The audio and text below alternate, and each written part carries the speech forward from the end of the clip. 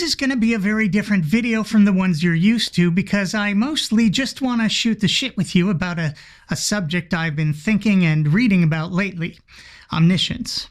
And before we get into it, let's just first acknowledge that omniscience is a subject about which no one knows anything.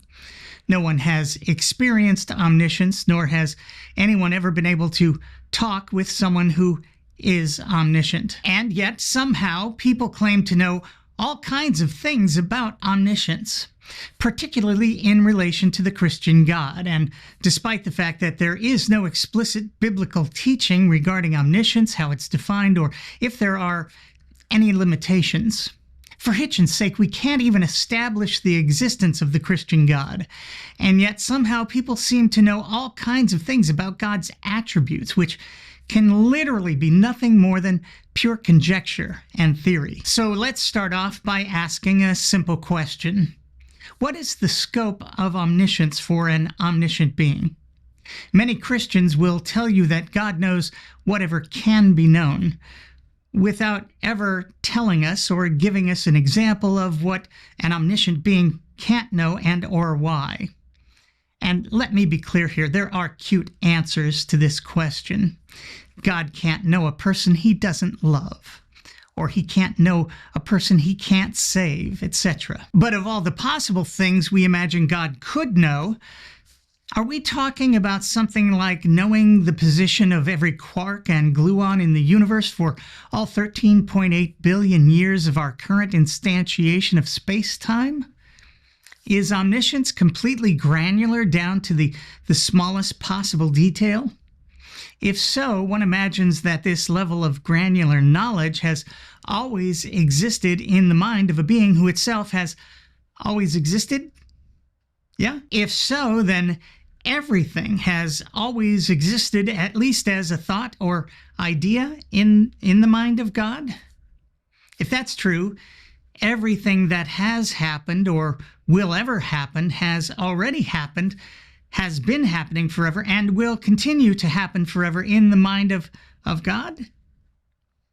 Surely such knowledge must be present at all times, right? I can't imagine it being like a memory which slips in and out of God's conscious awareness. That seems ridiculous. If that is the case, then what exactly is the difference between existing in God's mind, where everything we will ever do and everything that has ever happened is already existing and has forever already existed, and our existing in a physical world instantiated by God?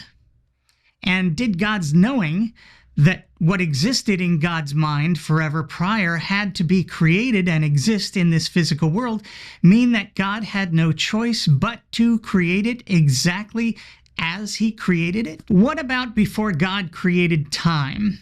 Was God able to see all throughout time into eternity before time even existed? Low-bar Bill Christian excusagist ordinaire William Lane Craig says that God existed outside time until he created, but that once the decision to create was made, God existed in time. But if one is truly all-knowing, even before time exists, what decisions are there to be made? Don't you know exactly what you and everything and everyone are going to do already forever? And doesn't decision-making require time? Listen to Bill struggle with this one. Well, what I'm trying to say is that what you call the insufficiency of the cause is due to the fact that the free will of this being has not chosen to create the universe. Again, doesn't God already know? Hasn't God always known, even before time, exactly what was going to happen? Where is the need for such a decision? This being has not made such a decision. And my question is, if there is no time, what does it even mean to make a decision, which, being all-knowing, should already be clearly made, right? But the instant that such a decision is made, time comes into being. Bill's talking about that instant just before time came into being. How can you have an instant before there's time? The whole creation of time thing is another issue altogether, which, as you can plainly see, turns even people like Bill, with a PhD in philosophy, into babbling idiots. Of course, we haven't even talked about the issue of free will and omnipotence. As many of you know, I'm not a believer in free will, so that question doesn't really interest me much.